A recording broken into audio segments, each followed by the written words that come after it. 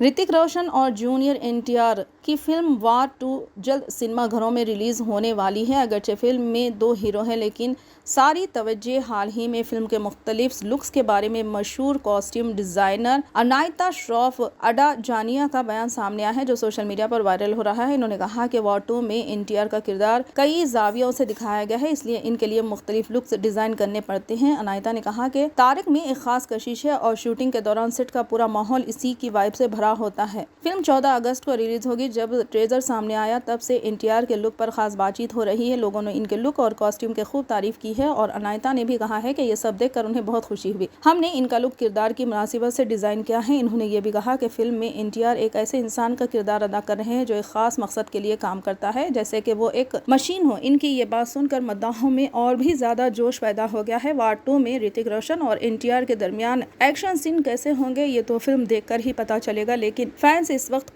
गानों में इनके डांस स्टेप्स देखने के लिए भी बेसब्री से इंतजार कर रहे हैं। दूसरी तरफ तारिक और डायरेक्टर प्रशांत नील की फिल्म भी तेजी से बन रही है। खबरों के मुताबिक इस फिल्म का इंटरवल सीन निहायत शानदार होगा। अगले शेड्यूल में इसी सीन की शूटिंग की जाएगी।